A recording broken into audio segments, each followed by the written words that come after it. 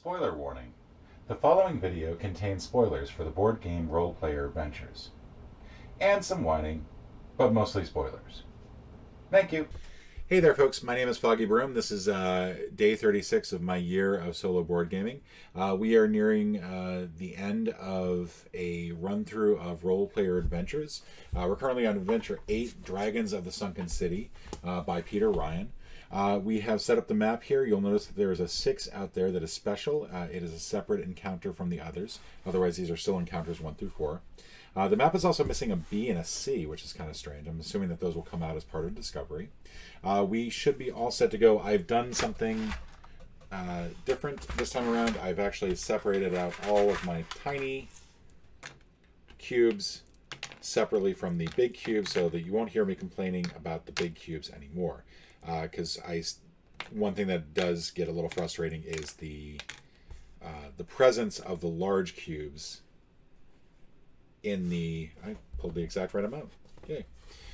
In the thing that has the area that's meant for stamina cubes. So I've got a bunch of big ones over here along with the 5s and 10s, but honestly I don't expect that I will use these at all. So these are just going to stay off to the side here. This will stay in a little container. We have ourselves we've upgraded to 5 combat dice and 2 bonus plays. We have a bunch of words that we need to erase here. Sorry for not doing this. I've done pretty much a lot of these back to back. And I don't recommend it. I actually recommend that if you do get this game for yourself and you decide to play through it, take breaks in between adventures, because I will say I'm starting to get I'm finding I'm making bad decisions, and dice rolling is one of those things that it's easy to feel like you got a little screwed by the game, but that's not the case. The game is being completely fair. It's just how well can you mitigate what the game throws at you. But with that having been said, we're going to start with Adventure Dragons of the Sunken City here. At Castle Carleval, you rescued King Taran from the Ghost Eaters. He insisted that you accompany him to Cuddy's Landing, a port city on the eastern edge of Nalos. So we're here down here. We're going to put our party's token here. And there are 2 separate beginnings depending on where you stand with the kings. With the king, fortunately, we are in good favor with him. He's the faction that we have the most favor with. Taran has promised you a pardon in time, but for now he travels incognito, keeping his face darkened by the hood of his cloak. He explains that it is currently advantageous for the enemies of Nalos to believe he is dead or lost in another world. When you arrive at the shore, you hear a strange melody reverberating from across the eastern sea. It has begun, King Taran says. The Song of Dragons, an ancient spell. They plan to raise Miros, their ancestral capital, from the bottom of the ocean. In Miros, there is an artifact of great power. One way or another, we must get to it before they can. All right, we're going to reveal title card 78, which is the same in either case. King's Company. So this is pretty much a fixed title that you're going to get. And then we're going to go to A.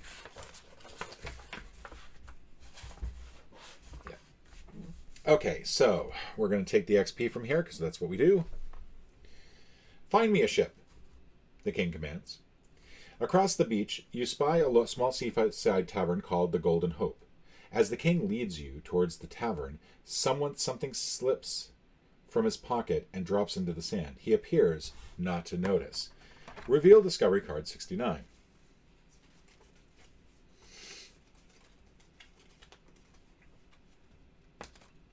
Taran's Ring, which has an interesting little symbol on it. This might be up a little bit, so let me adjust here a little. I think everything should still be fine. I know everything looks crooked on the screen. Apologize for that. Let's see. You slip it onto your finger. Entering the tavern, you are surprised to find that you can hear the patrons speaking even when their mouths do not move. Eavesdropping on the voices floating in the air around you, you identify 2 captains seated at separate tables. One is Giselle. Her thoughts reveal that she and her crew of frogkin and owls believe their ship, the Emerald Dawn, to be the fastest in the port. She is also secretly a member of the Eye of the Starlit Door.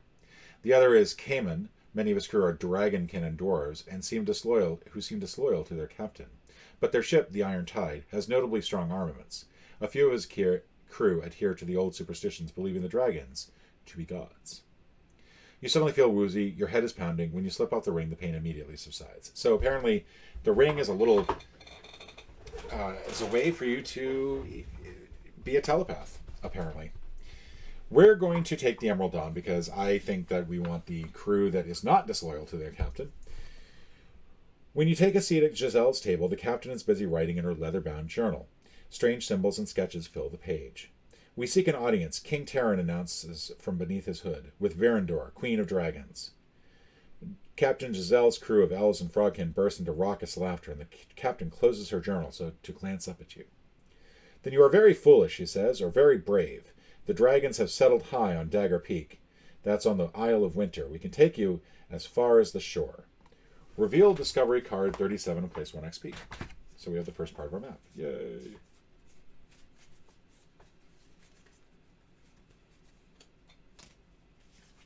Emerald Dawn. I'm guessing B is probably the other one. So this is going to go here.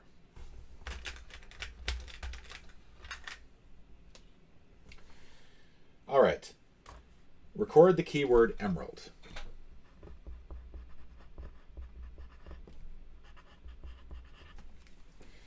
New rule. Board the ship.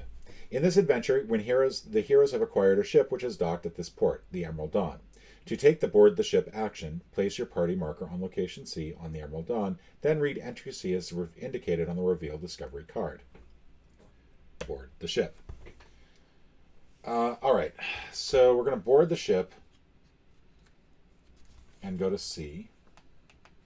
I'm guessing B is probably the other one. Take the XP. Giselle leads you to a thin ship made from white oak. Barking orders, she sends 3 frogskin crew scuttling up the mast to raise its bright emerald green sails. There are no cannons aboard, but a giant ballista stands armed and ready. The ship's spellcrafter shows you a small stockpile of scrolls. If you have any hope of reaching the dragons, the captain explains, you'll need to fly, not sail. There is a nest of great eagles on the Isle of Winter.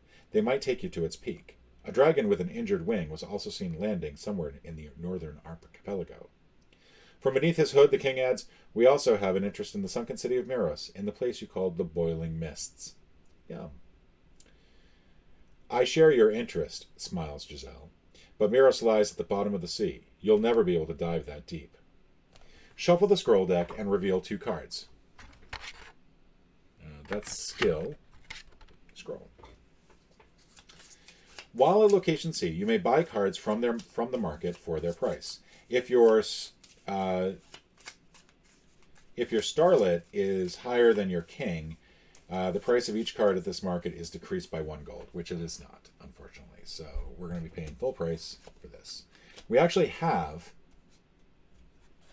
a bunch of gold. We have 5 gold from the previous round. And from the looks of it, we're going to be able to buy one of these. So do we want to have one that adds a white or adds a green? And I think it's pretty clear we want to add one that adds a green. We can add a white with the familiars. We don't have anything yet that specifically adds a green. So that was easy enough.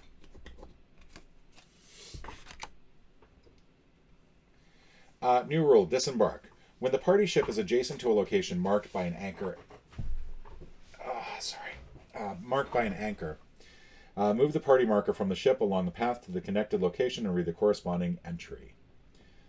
New rule, sail and disembark. When on a ship location, sail by moving the ship card 1 space vertically or horizontal. Before entering a space with an encounter token, resolve the encounter token as normal. If the ship is adjacent to a space connected by an anchor icon, the party may disembark. Buy a scroll, which we've just done. We can disembark. We can also sail and disembark. So essentially, we can take this, we can go this way, or we can go this way to the Boiling Mist. And I think the first thing that we want to do is we want to go to the northern archipelago, so we can go talk to that injured dragon. So we'll go this way, which means that we'll have an encounter. And that's going to be encounter 1 from the encounter deck. And we're still turned to adventure 7 here, so sorry.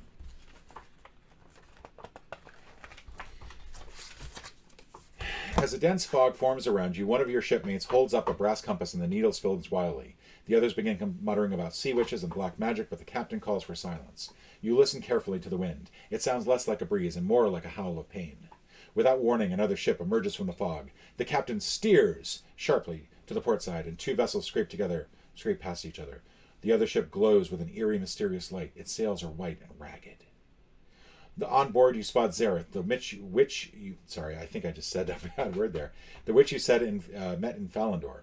She has a large chain wrapped around a ghost eater, but she appears to have lost control of her new pet. The creature is ripping the soul right out of her body. If you have the keyword Emerald, go to 821.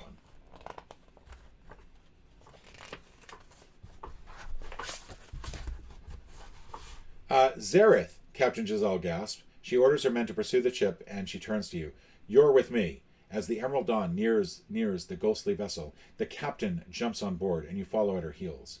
Distracted from her meal, the Ghost Eater releases Zareth and hurls herself towards you through the air. Nightmare Ghost Eater! We just battled one of these and we lost.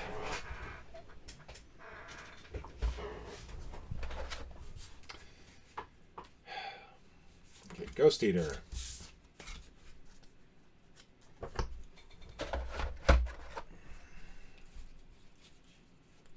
Nightmare. After rolling the dice pool, return all dice with values of 2 and 4 from the dice pool to the bag. That's going to blow. So, let us try to at least do the best we can with what we've got. We're going to go ahead and do 2 green, 1 and 2 blue. Actually, we'll do a blue and a white.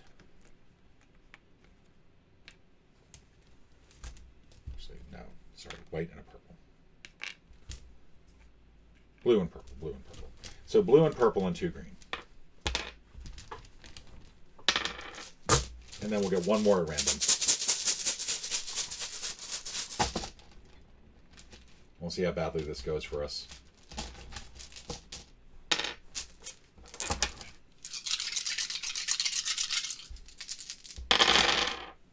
So 2s and 4s go back in, but fortunately we didn't roll any 2s and 4s, so that's good. What's bad is that 6 is not going to be helpful where it stands. Yeah, we really don't have anything here, do we?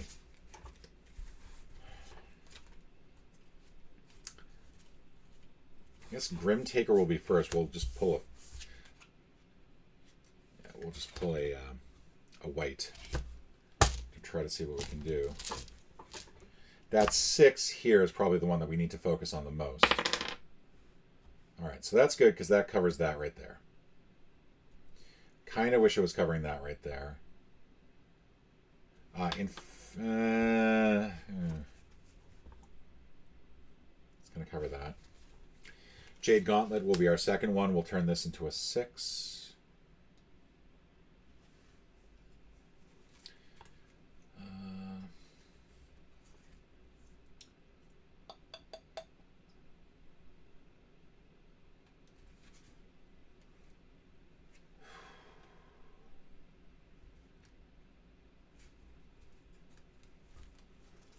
Okay, so what else we have here that will be useful?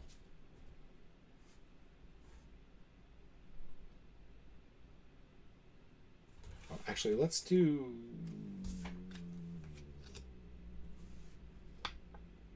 this.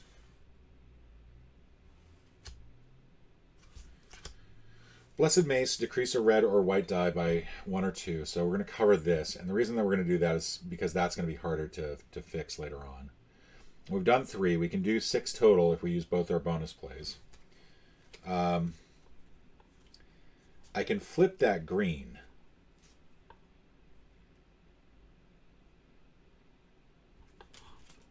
With the runic necklace. But I think what I want to do first is I want to add a blue die to the die pool. That's 4. The reason I want to do that is because I might be able to re-roll it or add to it. And I get a 1. Ay.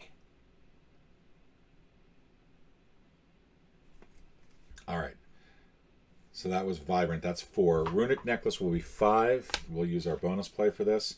That'll allow me to do this 1 here, which we'll use to cover this up. We've not taken any of the XP yet, and I need to make sure that I do that.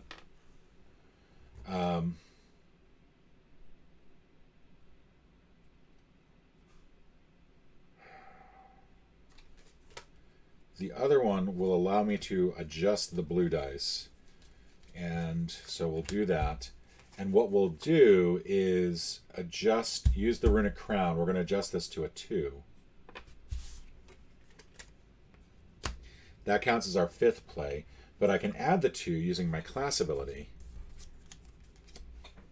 to this 3 to make a 5. And the reason I'm doing that is because that is still 2 damage on the next turn, as opposed to 1. So now that gets put back into the thing. And so now pretty much I don't think there's anything else I can do. I would love to be able to do something else. Unfortunately, I think all the rest of it is not specific enough to get it to the right value. I've got...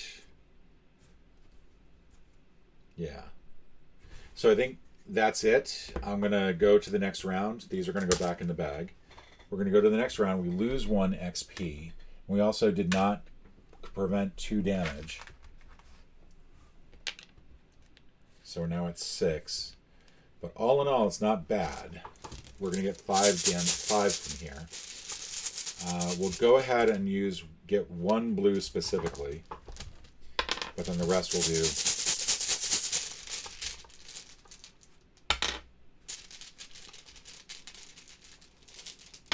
Okay. Oh, jeez. That's a lot of black dice, man. Does me no good. So first up, we can cover that. So now it's just a matter of generating a 1. So we've got the wand. And I think the spellbook is the other way to go.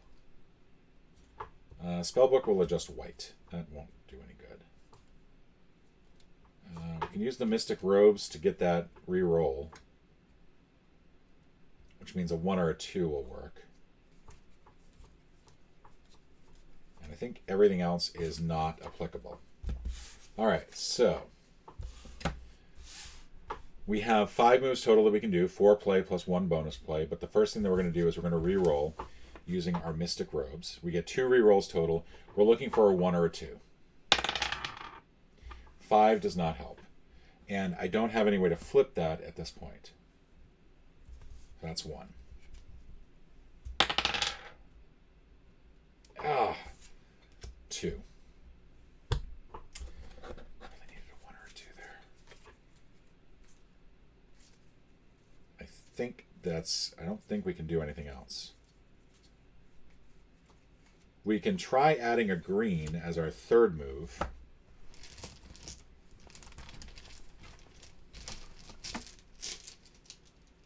And maybe we'll luck out.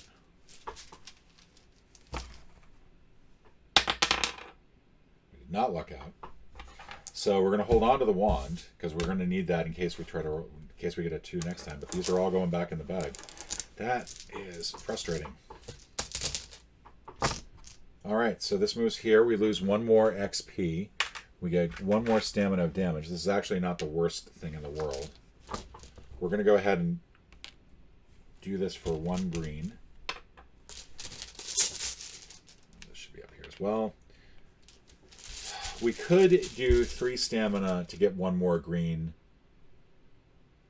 and increase our odds. I don't know how well that's going to work, though.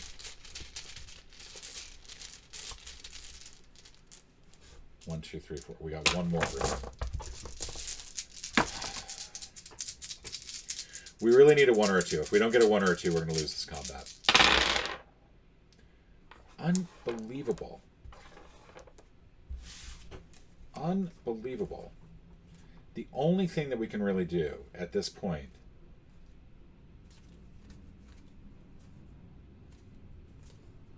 is to use the gray matter. That's the only thing that we have left, and it has to come out of green. If it doesn't come out of green, we're going to lose the combat. I mean, at least we won't be exhausted, but it kind of blows that we're in this situation. Yeah, it's not a great. So, boom, we lose. Ay, that's harsh. So all of these go back. We didn't die. That's the important thing, though. We did not die. The Ghost Eater finishes her meal, 8:24. You find yourself forced back onto your vessel by the sheer ferocity of the Ghost Eater's attack. You watch as it returns its attention to Zareth, ripping the soul from her body and consuming its essence. The creature's laugh is all that lingers as the ghost ship slips back into the fog. The captain attempts to pursue it, but the vessel has vanished without a trace. All right, so we can rest. We're going to do that. We're going to use 1 XP, or I'm going to use 2 XP. So we got like 9 damage now. And we're probably going to have to do some more sailing here through some other stuff. 4. We get to return 4 fatigue. So we're still stuck at 5. We can return some of these here. Our health is now 22, by the way, so we've got a little bit more leeway in terms of what we can do. And all of these come back.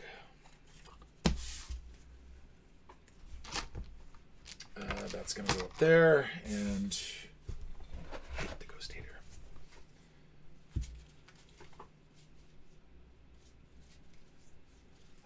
If you have any strategies for dealing with these monsters, let me know. I'm not doing well. My record's not great against them.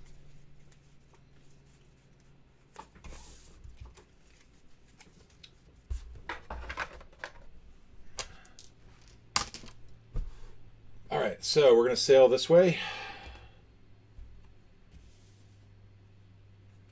And Adventure 4.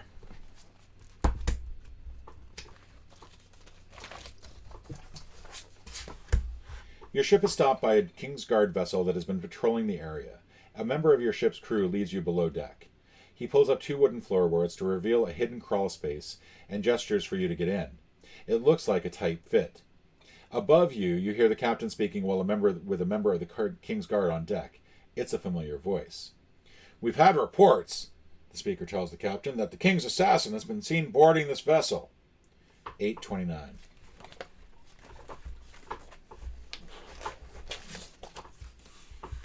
"We have to hide," King Terran insists. "You're wanted for my murder, and I can't afford to tell them the truth." The King's Guard has been infiltrated. There are spies and assassins among them. They cannot under any circumstance know that I am here. With that, King Terran enters the hidden crawl space and waits for you to join him. So we have an interesting dilemma here. We could reveal King Terran and thereby prove our innocence. We could fight the King's Guard. We could hide with King Terran. I am going to reveal that little mother. I am going to go ahead and show them what's what. If you have the title Grick's Soldier, and I believe I do. So we're going to go back here. Grick's Soldier, 874. You push King Terran up out of the crawl space and pull back his hood, revealing his identity. When General Grick sees Terran, he immediately drops to one knee. The other King's Guard do the same. "Rise," King Terran commands. They scramble to their feet, and General Grick laughs. I should have known you'd never would have betrayed your oath," he says. "If the need ever arises, my sword is yours. It would be an honor to fight at your side." Reveal title card 70. Yeah. 70. General Grick's Fealty. And now we're going to continue on. Northern Archipelago. So that's going to be E. This is going to require some... I should probably just get my coffee off the table. Coffee off the table. Coffee off the table. All right.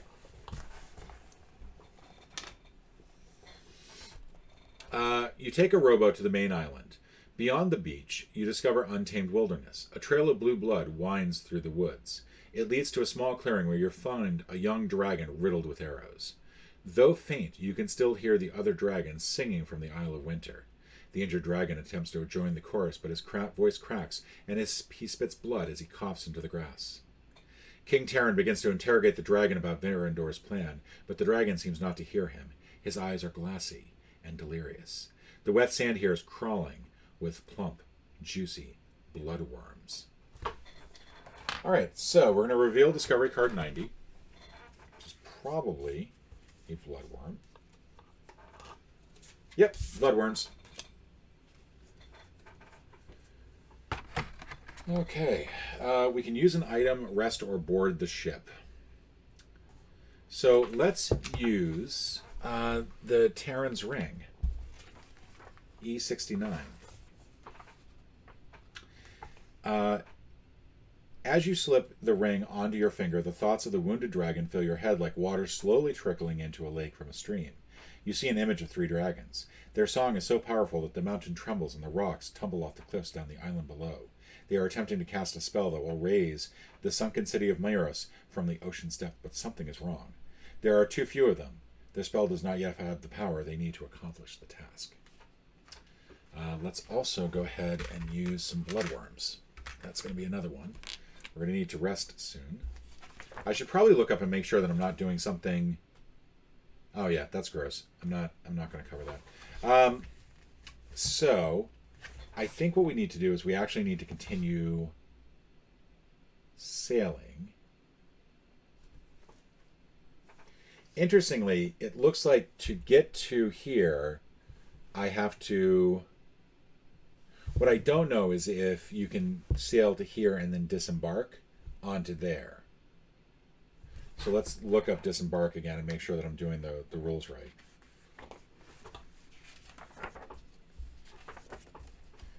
That would be under C.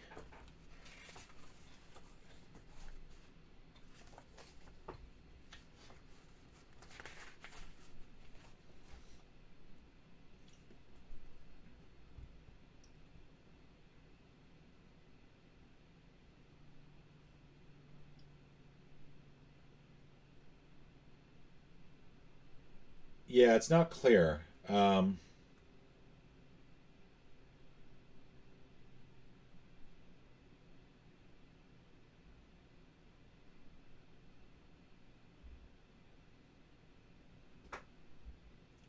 It is unfortunately very not clear. Let's go ahead and hit the other adventures, other encounters, because that's probably going to be helpful. So 2. If we can find a poultice, we can go back and I think heal the dragon. And that'll be helpful.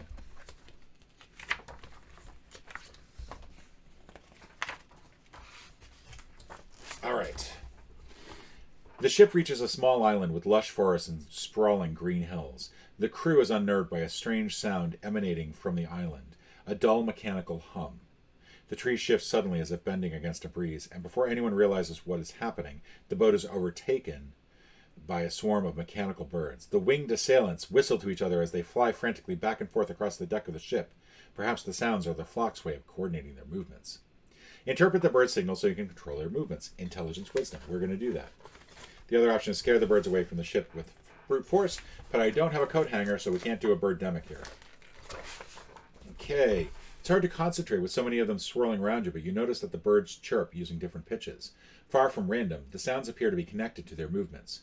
If you can figure out their pattern, you might be able to bring the birds under your control, or at least steer them clear of the ship. Interpretation 3. So my goal here is at least get 2 XP back so I can use those and basically clear out my fatigue. But we're going to need to use some dice here, I think. 2 blue and 2 white, I think.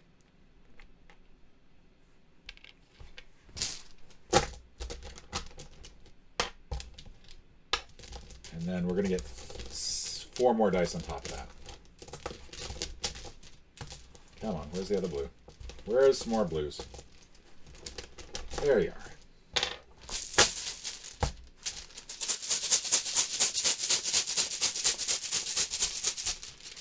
Now, right now I have 10 fatigue, which is not great because I'm going to have to use, I think, 3 XP to clear out. So there's some.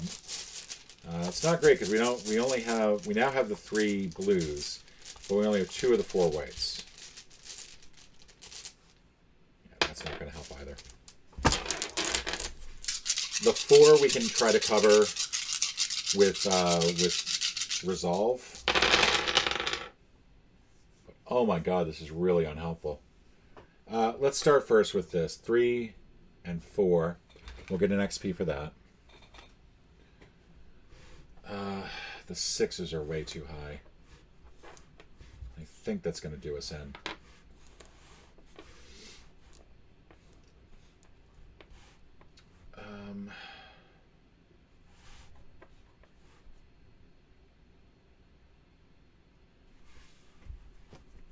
I can flip.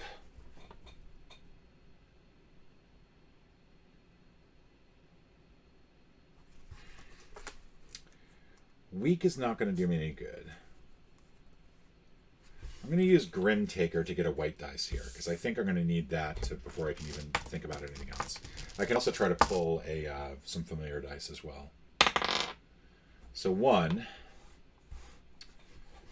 It's a little too low. But I think I can use... That's decrease. That's not going to... That's going to help with, I think... Let's think about this, because we can do 6 overall. So this will allow me to get 2 more of the dice.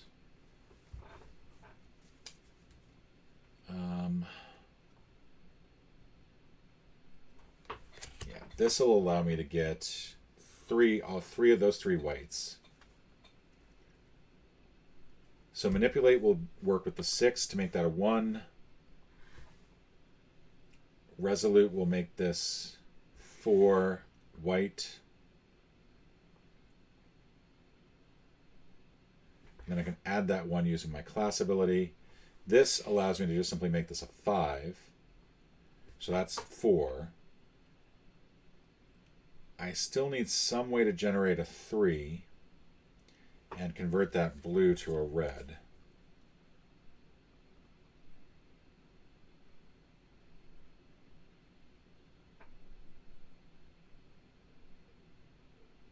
I could also...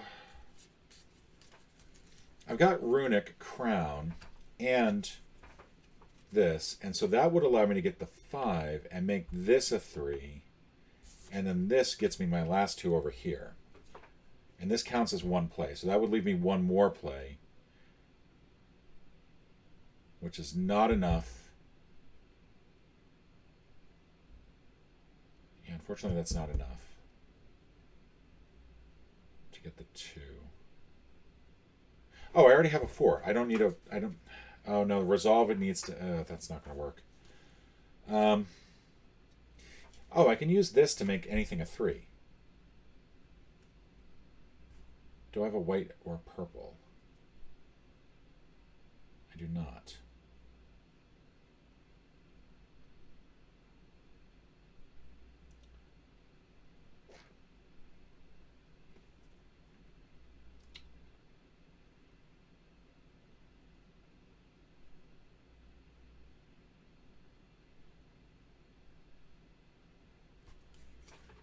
This becomes 5, this becomes 3.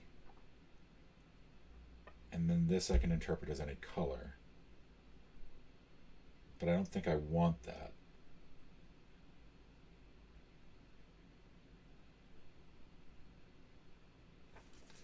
I feel like there's a way that I can do this, I'm just not seeing it. I have the weak, which allows me to do...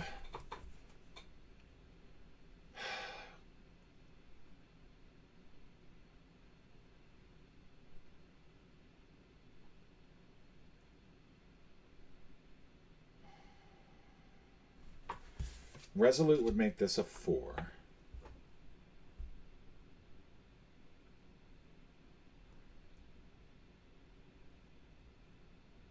I don't think I'm going to succeed here, but I feel like I'm not being smart enough here. I feel like there's something I'm missing. Like if I use this to make this a 3, then my class ability will combine that together, but that's not going to work.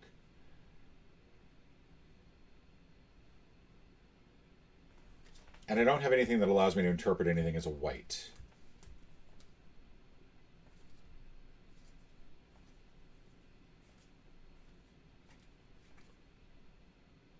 Oh, I still have Spellbook. I don't need this. Okay, so Spellbook gets me that.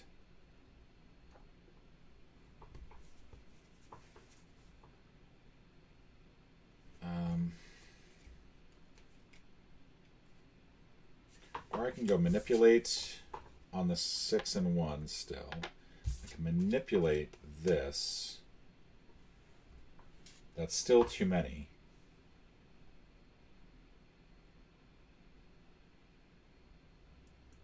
Because I still need a white or purple.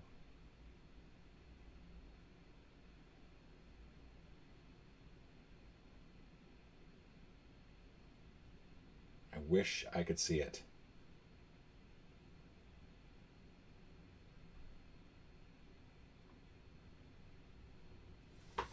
And I could do 1, 2 here.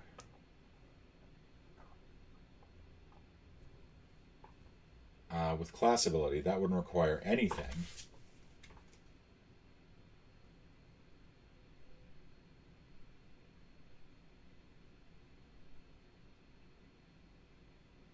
But I still need some way to get this into...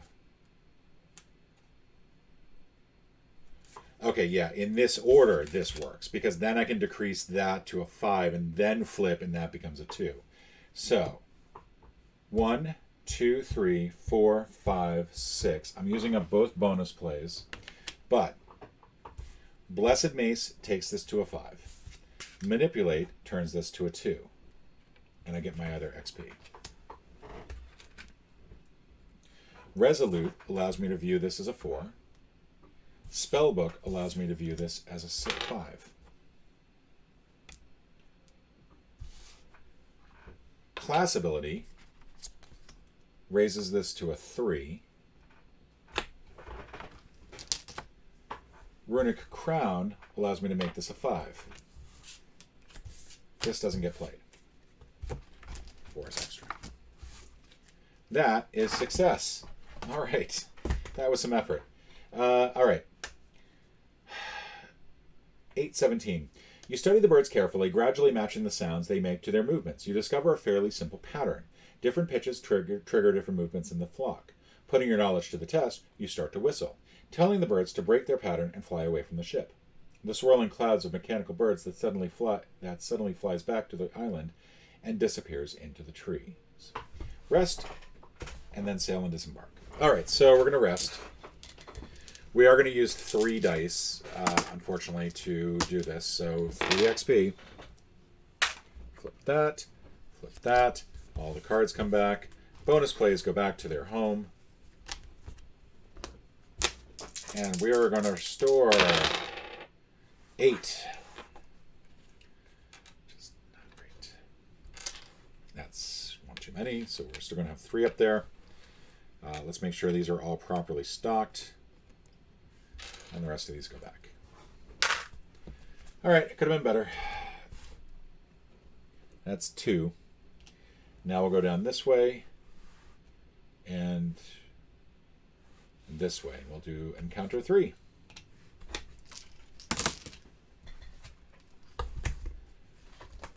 Eight, 3.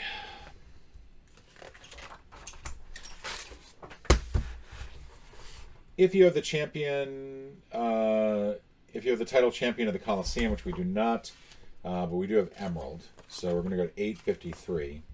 There's a lot of adventures in this one. There's a lot of separate things. Okay. Pirates, the captain shouts, and the crew scrambles to their posts. You peer over the starboard side. There is a ship with black sails approaching at high speeds. Captain Giselle turns to you. We're outgunned, she explains, but no ship can match the Emerald Dawn for speed. We can try to outpace them, or we can try to wait for them to board and fight them man to man. It's riskier, but we can turn the tables if we take their ship. By law, we would have scavenger's right to any stolen goods. We're going to fight. We're going to fight these guys. I am geared to fight. I'm not geared to fight, but I'm going to fight them anyway. Unruly bandits. Okay. So, what does the keyword unruly do? After rolling the dice, return all die with the values of 5 and 6 from the dice pool to the bag. That's not great. But bandits Only need 4 dice. One of them is a 5, so that's going to blow. But we're going to take a white, red, and blue. We're going to take one of each. And then we will figure out the rest as we go along. I'm actually liking my odds with this one because it is so much simpler. But we're going to get 2 more dice here. We got a blue and a red. Blue and a green, I mean. Blue and a green. And then 5s and 6s. Oh, freaking hell. So 5s and 6s go back.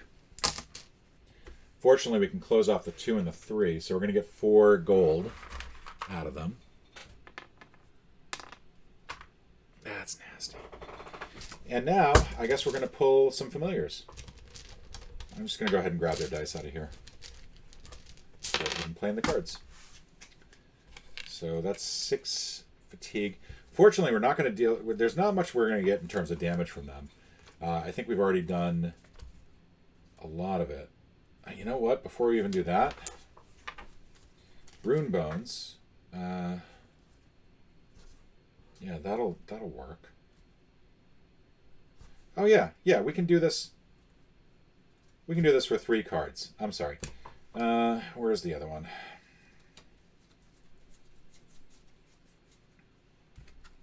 Gather power. That's what we want. We can do this with 3 cards, and we don't even need that. So, gather power. We're going to pull a dice and make it a 5.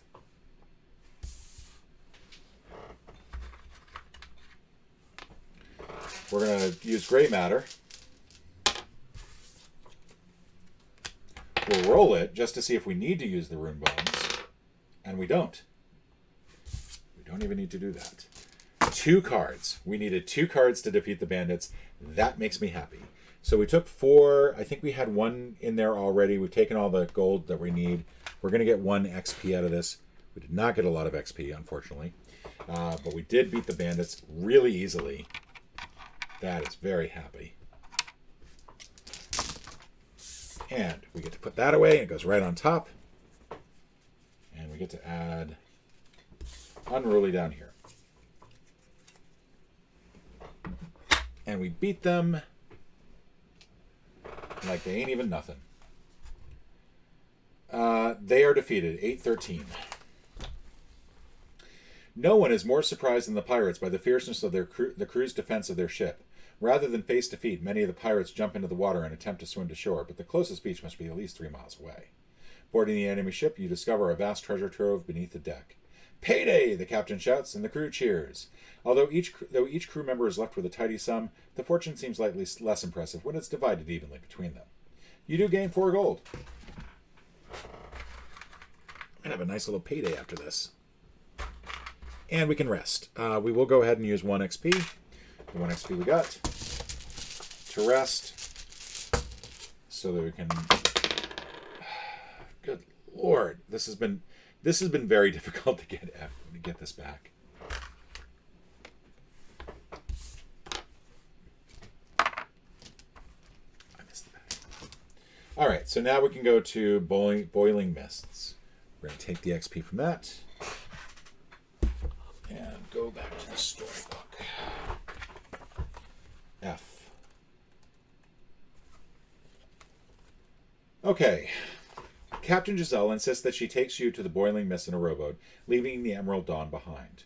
The smaller boat pushes its way towards through the fog. Brushing your hand against the water, you can feel that it's warm. Captain Giselle brings the boat to a standstill. This is it, she explains. Whatever's left of the ancient city of Miros lies nearly 60 feet below us. They say that it is the city itself that heats the water, creating the fog. Many have drowned in search of the sunken city. I beg you to consider your options very carefully before attempting anything foolish. So we can use an item, rest, or board the ship. Obviously, we've got the Terran's ring here that we can use. And I think this might be the only thing that we can do. So that'll be 69, F69. Stop it. Placing the ring on your finger, you find yourself able to read the thoughts of King Terran. He is staring into the water, contemplating the city that lies below. As a boy, his father read him stories about the sunken city of Meros. since that time, the City of Dragons has been a source of great fascination for him. Well, unfortunately, that does squat for us, so we're going to get back on the ship, I think. And I think we can just get on and sail.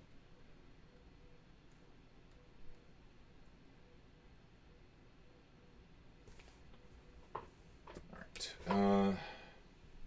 We could actually buy another scroll. We've got a lot. But I don't know if that market was meant to persist. But for now, I guess we're just going to go ahead and sail on to the Isle of Winter. So that means I think that we have to deal with this 6 here. The ship comes to rest on the water as the wind still. A few yards to the starboard side of the ship, an impenetrable fog fills the horizon. In the sky, far above you, you see a dragon and great eagle engaged in combat. From this distance, they seem no larger than ordinary birds. The entire crew looks skyward, mesmerized by the battle. And then we go to 839, Fort Emerald. There's a different prologue different paragraph for Tide. With the crew and King Terran distracted, you take the opportunity to explore the ship below deck. You find Captain Giselle in her quarters, casting a spell from a scroll. Her first mate, a frogkin by the name of Julius, stands at her side. Julius presses his webbed fingers to his lips as you enter, warning you not to interfere with this ritual. Taking a closer look at the scroll, you notice a sketch of a large, squid-like creature wrapping its tentacles around a large vessel. The parchment bears a broken seal of red wax, depicting the symbol of the eye of the starlit door. So we can interrupt the spell, or we can let Giselle continue. Either way, we're going into combat. I am curious as to why she's doing this, but I think we're going to interrupt the spell, because I think she's trying to summon a kraken to take down the very ship we're on. That seems bad.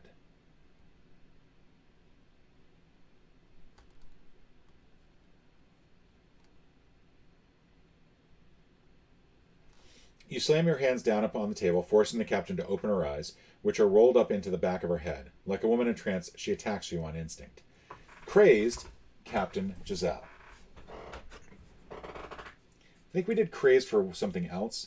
To play a weapon card, yeah, you must move 1 stamina from one of your attribute rows to your fatigue box. Captain Giselle, probably not as easy to beat as the bandits. Yeah, it's not going to be easy. It's not going to be hard-ish, but it's not going to be easy. It's going to be middling difficulty. We've got a fair amount of stuff here, but I think the first thing we're going to do is play a blue and a white. And I think that's it. I don't want to run the risk of really building up a lot of stamina here, because we've only got 2 XP, and we can only get 2 XP from this. So we'd have 4 that we can use to clear out our fatigue, and it's not going to be great. So there you go. We can actually generate some dice. I hate saying that because I feel like that's just the path to madness. But let's go ahead and get some of this out. 1, 2, and 3. All right, not the worst thing in the world. We've got some colors that we actually need. We got 1 color we actually need. We'll probably rely on the familiar for this. All right, so that's not good. That's not good. That's not good. That's not good, and that's not good. All right, nothing is good here, so that's awesome. I guess we can knock out the 5 first, but let's get a familiar out.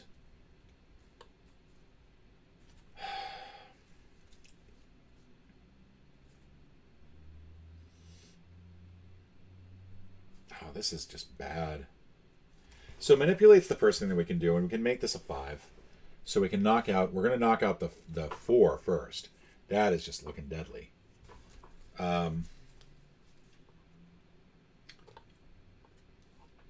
Protection, blue dice. That gives us rerolls. Cursed Raven. Pickpocket. Ancient Tortoise. So Ancient Tortoise will be the next one. That's 2 cards. We have 4 more we can play.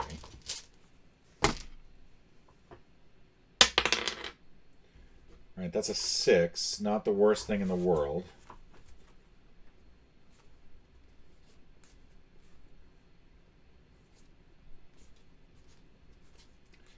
Because we can use Spellbook. And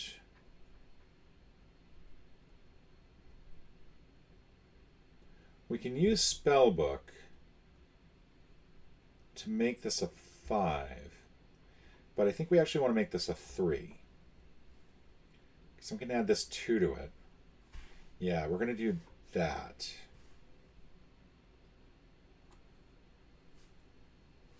And then we add this 2 to get a 5. That's going to cover up 1 more, and we're going to gain... We're going to do that.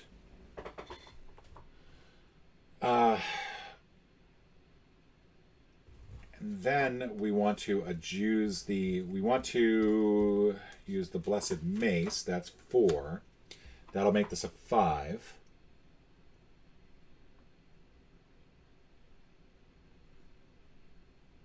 Which I can find on here. Stop. That'll give us 1 more gold. Get a lot of gold.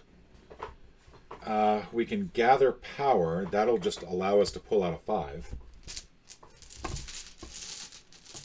Doesn't really matter what. That's one of our bonus plays. That's going to leave 1 more damage. If there's a way that we can make this a 2, great, but we've only got 1 more play. And so part of me feels like I should roll, use the Mystic Robes, and try to see what I can do. I can get it on the next one. I can definitely get it on the next one. Also, I played 1 weapon, 2 weapons. So those should have gone there. All right, so we're going to roll twice and hope that we get a 2. And that'll be our other bonus play. That's a 1. That's a 1. All right, so we failed to do it. We have used our class ability, so that should be turned over. All right, so that's a bummer. All right, so we go to the second round of combat. We're going to take 2 more damage. We're going to lose 2 gold. That goes there, and then we're going to basically pull some dice.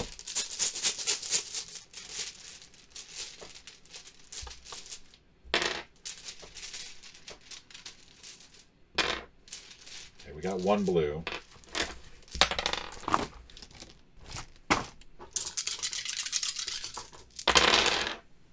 All right, we got a 4.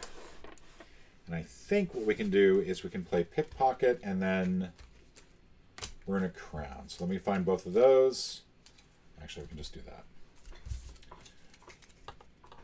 The way that this will work is that this will just simply lower it by 2.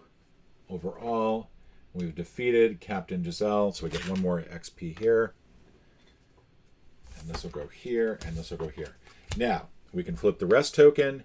We can put these cards back. These will all go back in the dice bag. Round marker. Crazed and Giselle go back. And then we'll continue reading before we do anything else.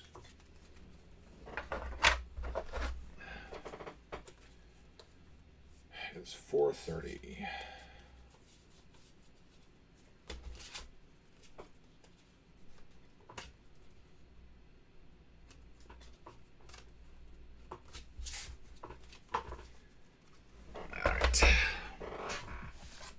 But we did defeat her. You managed to subdue her. 8:45. A lot of adventures here. You managed to restrain Captain Giselle. Eventually she appears to snap out of her trance. The scroll that she was reading suddenly crackles with magical energy and burns away, leaving only a faint trail of smoke rising in the air. The captain pulls herself to her feet and stares at you intently. You've interfered in an event of great consequence and beyond your understanding, she explains bitterly. The Starlit Door will not be pleased that I have failed in my mission. Captain Giselle leads you out of her cabin, closing and locking the door behind you. First of all, we're going to lose one for the Starlit Door, because apparently I wasn't okay with them bringing up a Kraken to destroy us. Giselle's ire. Oh, good. I've got Giselle's mad at me, too. And now we can rest.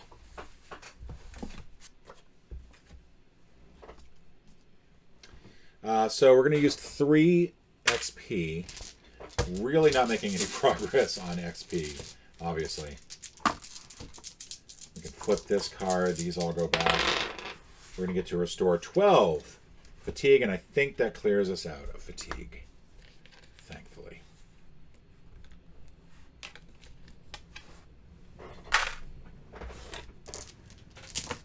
All right, we're good. We can go on to the Isle of Winter.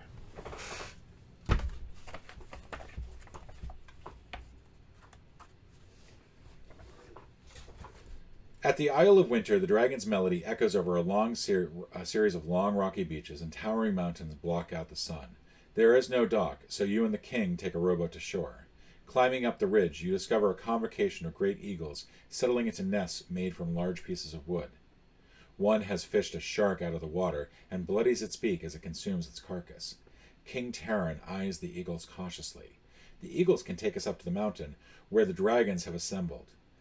But they are wild and not trained for riders. I'm not certain of the best approach. How do you think we should succeed? In an empty nest nearby, you notice a big string laced in among the tree trunks with a shiny metal hook. Reveal Discovery Card 99.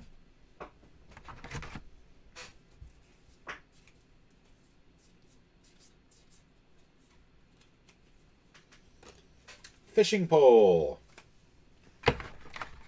Record the keyword winter. You know, dragons in winter, that doesn't have any special meaning. Never watched Game of Thrones, actually. Use an item, rest, board the ship. All right, so we're going to use some items here. We're going to use the bloodworms and the fishing pole, so that's going to be 2 fatigue. That's going to be D9099.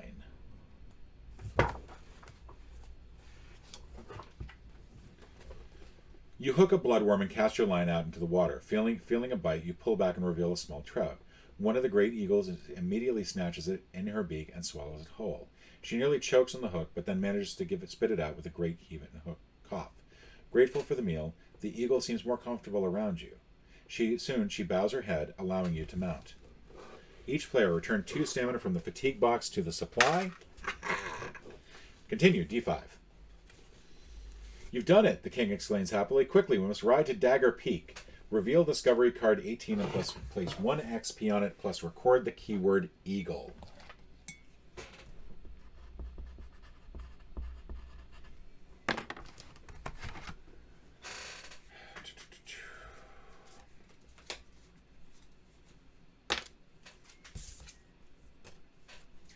So this is 4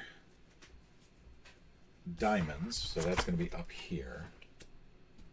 We'll go ahead and take that one, and we'll put 1 here. And now we can head up to H. Board the ship or move to another location. We'll move to H.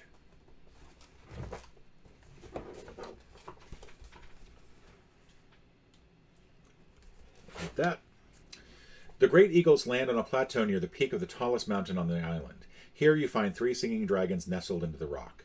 The mountain quakes beneath you as the sound of their booming voices. King Terran removes his hood and approaches the ensemble, speaking to them in their own tongue. The largest of the 3 dragons breaks from the song to greet him. Then you remember is Verandor, Queen of the Dragons. Ringbearer, she says as she turns to you. Welcome. To your surprise, you pull Terran's ring from your pocket and hold it in your hand, arm outstretched as if offering it to her. The king stares at you with alarm. There are not enough of us to complete the song, Verandor explains. Our voices are weak, and the spell will fail. With this ring, I can join the minds of all dragons. Together, we will raise the sunken city of Meros from the depths. War is not our purpose. We seek only to return to our home. She is deceiving you, King Terran warns. Give me the ring.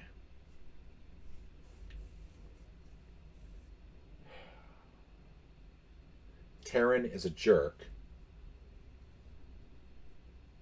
I am pretty sure I'm on the outs with the rest of Dragools. But these guys just want to get home. I say we give Terran the ring. H4. You refuse Verandor's request, handing the ring back to King Terran. The Dragon Queen grows impatient. Standing upright on her hind legs, she flaps her wings, creating such a fearsome wind that you are nearly blown off the mountain. She stretches her neck forward and snaps her jaws. King Terran draws his sword, readying himself for battle. Return Discovery card 69 to the Discovery deck. And there's a whole thing in here about what you do, but essentially I'm going to move my Dragool down and my King's thing up. This goes back in the deck.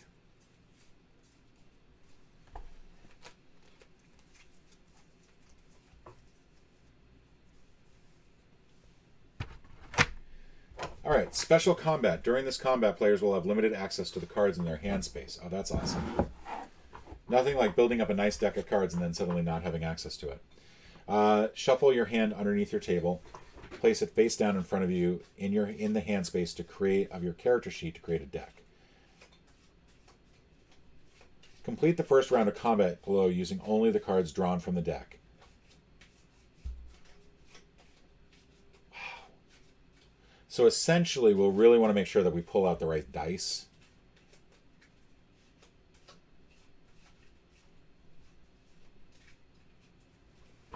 Okay, so well, we got the rare 9, which is Fiend of Chaos. That doesn't do much good. Verandor.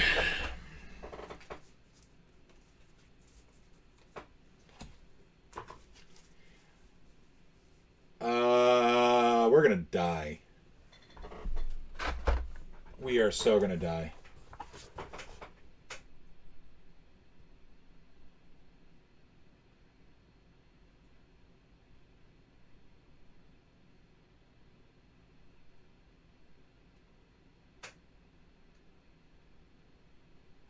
Okay, so essentially, as we cover each of these, we can draw more cards out, but we're going to die. I'm going to pull 2 whites and 2 reds as my starting hand. But if you look at all the 5s here, like there's a 5 here, there's a 5 here, then it just gets worse. So my goal is to cover, I'm not going to be able to cover everything to get that 5 taken care of, but if I can get at least some of the reds and some of the whites covered, especially that white one at the top there, then bully me. But I'm gonna die. Like this is not even funny. I'm not even sure how you're supposed to be able to do this. Like, and this is not gonna, like, what good is that gonna do? Really? So we do get a 5th dice for combat. All right, green. That does me no good. This is all white and red.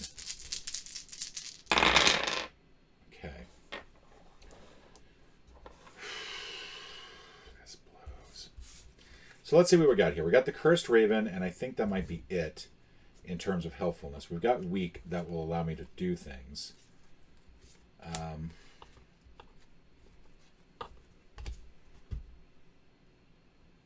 Like, really, I think the best thing I can do is cover that 6, and that's it. So let's get the Cursed Raven out.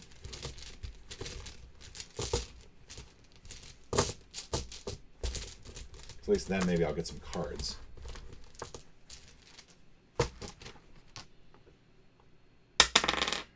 Okay, so white 6 does nothing for me.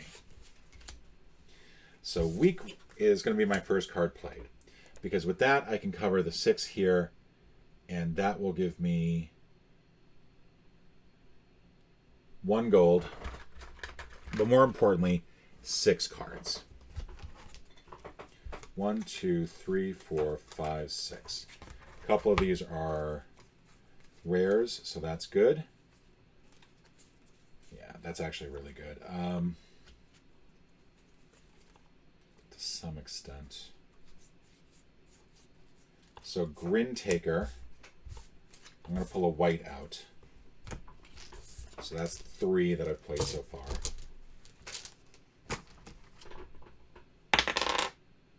Ugh. Come on.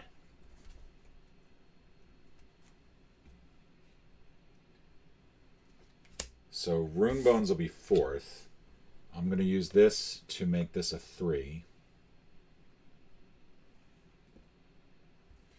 That'll give me 3 more cards. 1, 2, 3.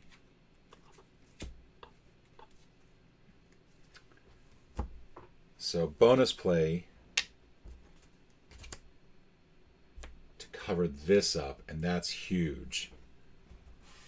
I only get 1 more card because of that, but I really needed that. Plus, I can cover this up. I could have covered that up at any time. So that'll give me 4 more cards. I can still do 1 more bonus play.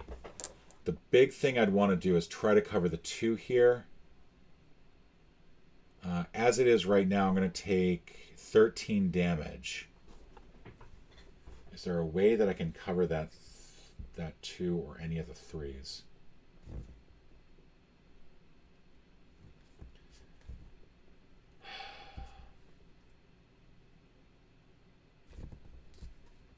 I don't have Manipulate anymore, so that's not going to work.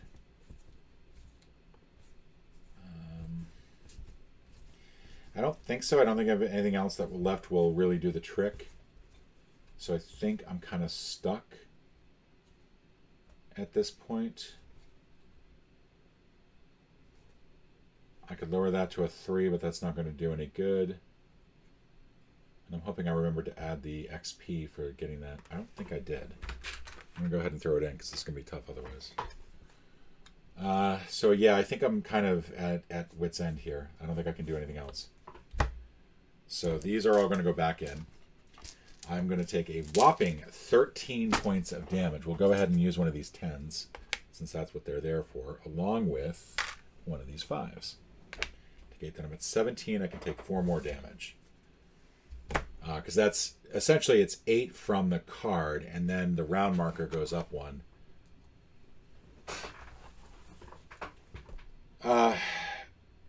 So Terran takes drastic action.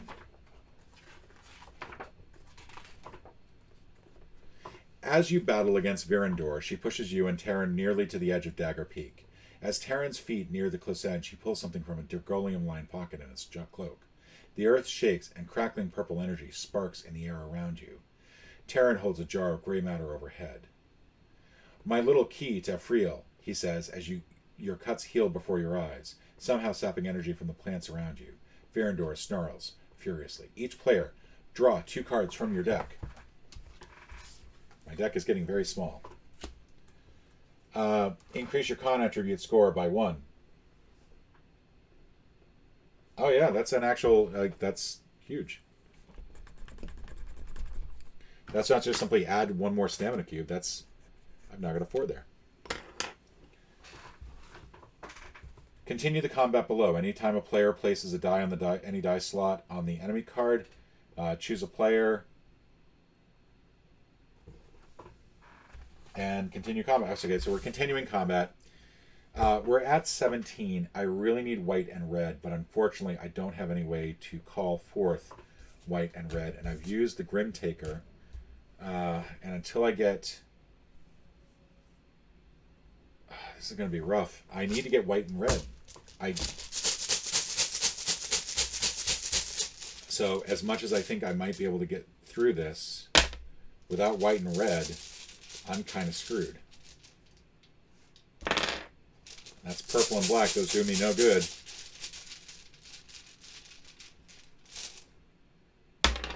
Unbelievable. All right, let's see what I got here. So, I mean, I can make 3s into reds. All right, so that was a 3. So that's the first thing I'm doing. I'm doing Resolute as my first play. I did not play 6 on that last time, so I still got 1 bonus play as well. So that'll give me a gold. And I draw 3 more cards. And I get to pull the Ancient Tortoise out, so thank God for that. No matter what, I still have to try to get to the end of this combat. I have to try to defeat him on this round, otherwise I die. Again.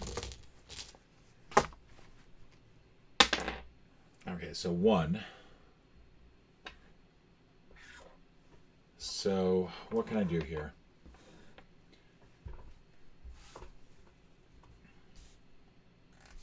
So that was 2.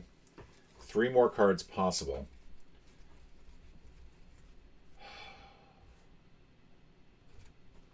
I can adjust something up by 1 and cover that top one. I can pull a dice for 2. Everything else I think is useless because I can't generate the right color die.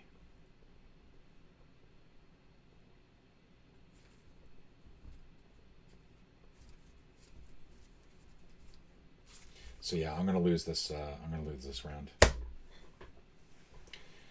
I'm gonna pull a gray matter cube just for S and G's.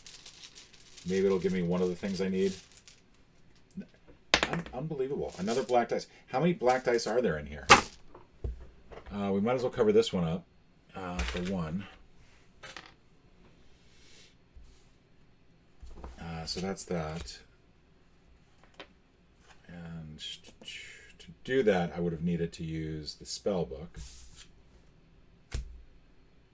And that's it. There's nothing else I can do. I mean, I don't have any way to cover anything else up. And I don't have any way to gather anything else. I can do 2 more things. Yeah, but without another resolve, nothing else I can do. And this card would not have helped. That was just another green. So we're going to take 2 more damage, or 3 more damage, and then 5. So that'll be it. I mean, I'm not going to go through the whole thing. Might as well do this. I might as well do this officially, actually. We're going to take 5 plus 3 more. Verandor wins. I'm really tired of losing combats on this.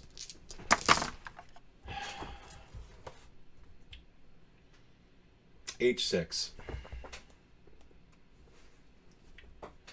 Though you manage to slay her 2 companions, Verandor proves too great a challenge. The Dragon Queen spreads her wings and brings them crashing back together in a thunderous clap.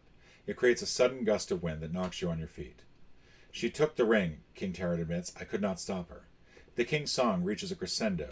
A city rises from the sea, creating waves that ripple towards the shore. The tightly clustered towers of Miros pierce the sky like the spears of an invading army, and its white stone glistens in the sunlight. There is nothing we can do about it now, King Terran says. The dragons are returning to our shores. Searching deep within yourself, you pick yourself up off the ground with great effort. Increased every player's health by 3.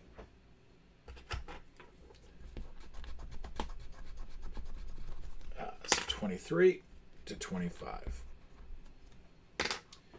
If there's an encounter token at the adventure map on location this here, return it to the supply, which there's not. Return all cards from your deck to your hand. Reveal title cards 76 and 79.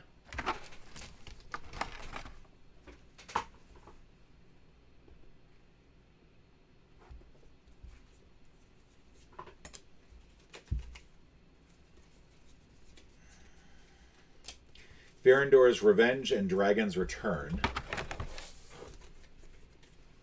Reveal discovery cards 47, 48, and 49, plus 46, and put an XP on that one.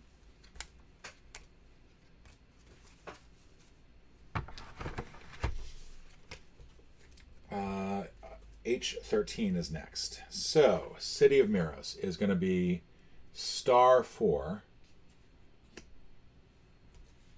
star 3,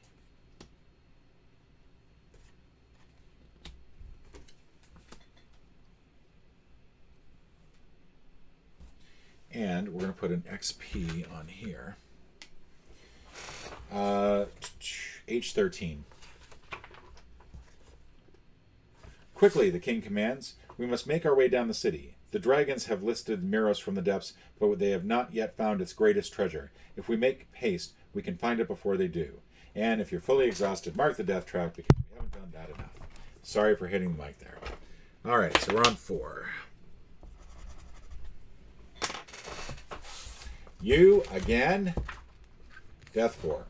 You find yourself standing near Kethra, goddess of gates and thresholds, once again. She holds the bar of the cold iron gate. Look, she tells you, pointing through the bars of to a speck of light in the black void beyond. He's getting closer. You need to be more careful. I'm not going to read the rest of this. We're going to get 18.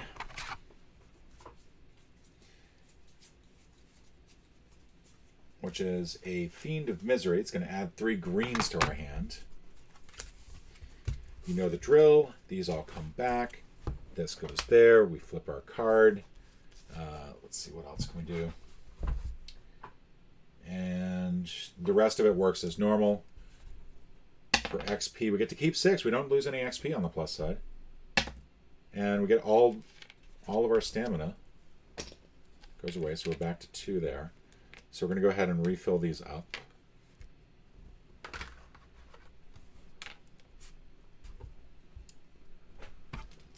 Alright, and the rest of these go away. We're really not done well with combat.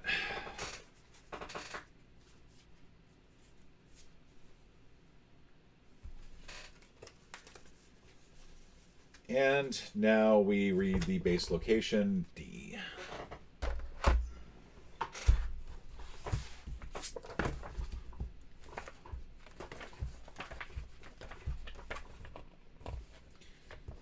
All right, we have the keyword Eagle, D2.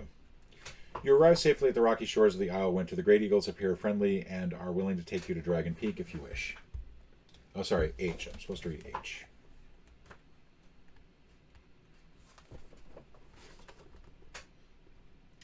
The Eagles deposit you on a small plateau near the peak of the mountain. Other than a few scorch marks in the rock from their fiery breath, there's no evidence of the three dragons that were ever here. We can do a lot of things, but we're simply going to move down to D, where we can board the ship.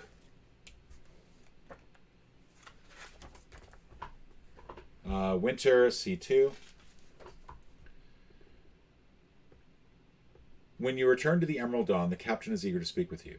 I've always been curious about great eagles, she admits. We treat them as mere beasts of burden, but I've always believed them to be far more intelligent than we give them credit for. They have protected these islands from the dragons for many, many years. Erase the keyword winter. We can also buy scrolls. We're not going to.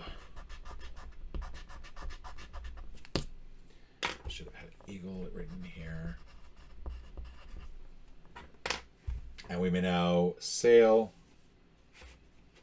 onward. 2G. This will end the adventure. Okay with that? Miros is unlike any other city you've ever seen. Its shimmering white towers are packed tightly together, and the city's walls are riddled with openings large enough for a dragon to squeeze through. It reminds you simultaneously of a castle and a beehive. A dozen dragons or so are already circling overhead. The lowermost openings lead to a series of canals and sewers beneath the city, and you are able to take the rowboats several miles inward before reaching the entrance to one of their towers. The entrance leads to a maze of dark tunnels still partially flooded with salt water. The king lights his lantern and leads the way. Trudging through the damp and winding tunnel, you quickly lose your sense of direction. The king, on the other hand, seems to know exactly where he's going. You reach a spiral staircase and climb upward until you have reached an open courtyard. You are surrounded by towers on all sides. It appears you have reached the center of the city. Quickly, King Terran says, we must find our way to the temple without being seen. Now, you can add 1 stamina to the dex row and use stealth. We're going to do a stealth 3 check, so we're going to do that dex thing.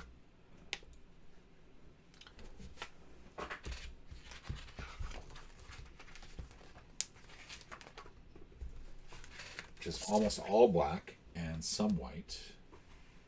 So we'll add 1 black and 1 white. We're not going to add many. I would like to try to get through some of this with some XP at the end of it. feeling what I'm going to do is I'm going to be actually using the Fiend of Chaos, because that's going to be all black dice.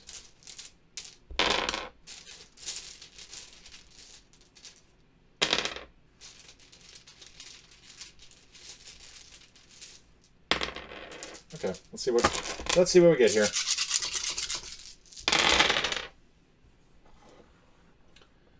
All right, so we've got a 3 here, so that'll cover that. 4 does not do anything. 5 I can use elsewhere. Yeah, this is not that great.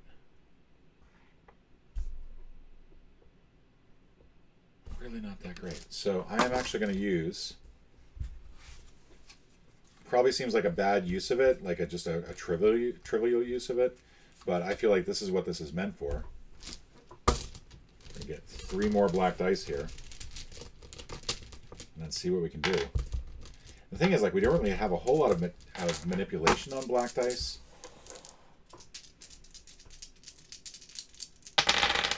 Alright, so 2, 2, 5. 2, 4, 6. So that 2 gets covered, so we get their XP back.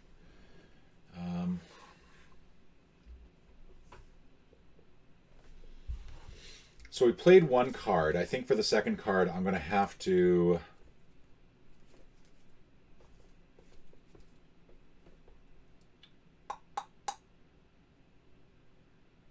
What can I do here? Can I do anything? Is this just folly? Because essentially I have 5 cards to fill and I have 5 dice I can play. And I'm not sure what else I can do. So I can combine the 2 and the 3. Or I can combine the 3 and the 3 and get that last one there. I can make anything a 6. So let's say that's my class ability, and that's make anything a 6, and then that's the spell book. So that's 2 more cards plus a class ability. And then that leaves all of this to make make a bunch of 4s and 5s. But I don't know if I can really do anything else. So we'll go ahead and put that down.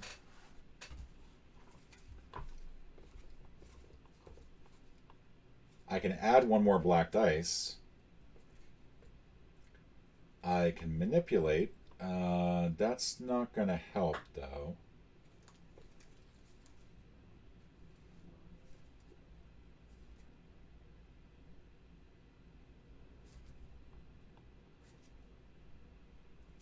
Make anything a 3.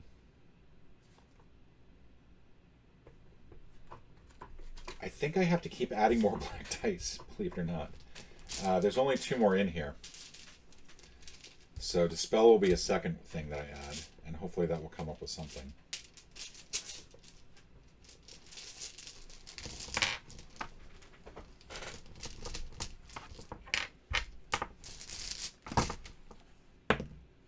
Four.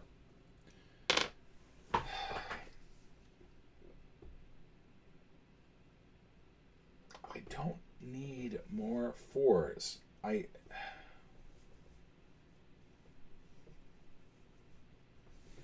At this point, I kind of just feel like I might as well just go for that. Get the 1 taken out because I can't get anything else done.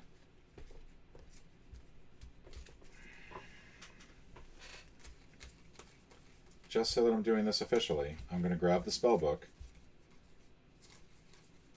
Sorry, I think I mentioned earlier, I think that there's a limit to how much you can actually play in one day, and I've gone past that limit quite a bit.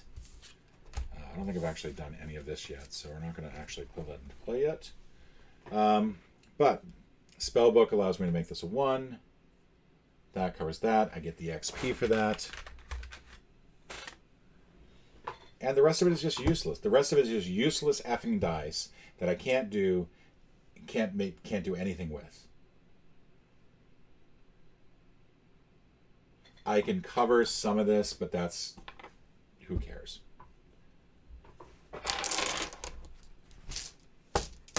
Salty. Very salty at this point.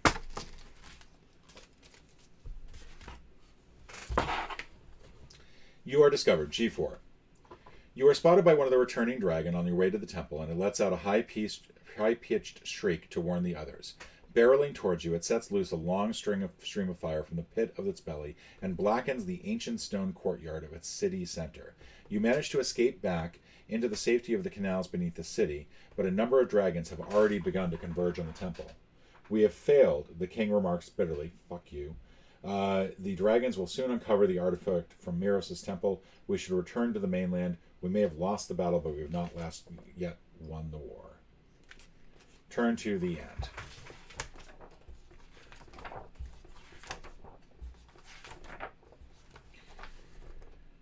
When your ship returns to Cuddy's Landing, the crew decides to join you for one last drink at the Golden Hope.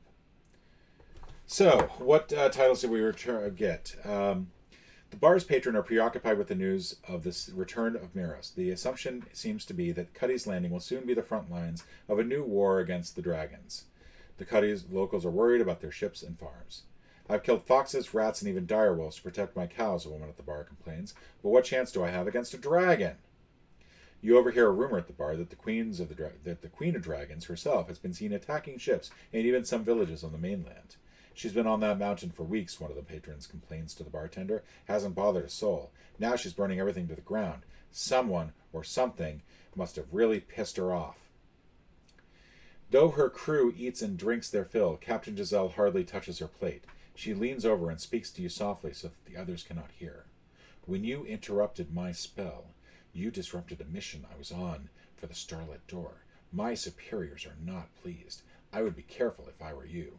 These are people, not people you want to have as your enemy, and the eye is always watching. Once the captain and... Oh, actually, no, that's not... We don't have that anymore, I don't think. You notice General Grick and the rest of the King's Guard seated at a table in the corner of the room. The general gestures you to join them and then offers you an ale. I am ashamed for believing that you could ever be a traitor, he tells you, but I see now that deception was necessary in order for you to fulfill your duties to the king. Never again will I doubt you. Should you ever have need, you will always have my sword at your side. You make your way north through Gulong Bay. Your journey is long but scenic. The winding trail passes over the northernmost coast of Nalos. In 2 days' time, you crest a hill and look down over where a colossus, a gigantic automaton, sits rusting in its brine. Strange birds circle its head. A low growl echoes in its hull with the push and pull of the tide. Somewhere within that ancient wonder lies the secret to travel among the plains. You must gain control of the colossus and leave Ulos to find the immortal knight. So that was disappointing. Like I said, salty. I feel like there was so much more to that adventure that we did not discover, and a lot of it was because I was just not able to get the dice roll that really would make any of that possible. And again, this is a dice game. I know I keep complaining about dice rolls. I know this is a dice game. I know I need to S the F up and stop being a whiny little piece of crap about it. I am curious if you have played this yourself. Were you going solo? Did you have some of the similar problems? What class were you? What was your character like? There are a lot of interesting characters here. I'm kind of curious to see how some of them play. I don't know if I would go through this again solo. I might do it two-handed. You do get the benefit of being able to play more on your own, play more cards from your own deck, but by the same token, you don't really have that depth of ability that you sometimes need. Like, one person might be more effective than somebody else at covering certain dice colors. And certainly what I'm discovering is that there are some colors I'm just useless against. So that dexterity thing, not much I could do. And to me, that does limit the possible enjoyment of the game. But having said that, still going to go through it. Still, we got 3 more adventures to go in the main quest. I will pick that up tomorrow. I am beat. I have played now 4 adventures, I think, today, and I'm just exhausted. And I've got to edit all these videos together, so that's going to be fun. So yeah, I will see you all tomorrow, and ciao.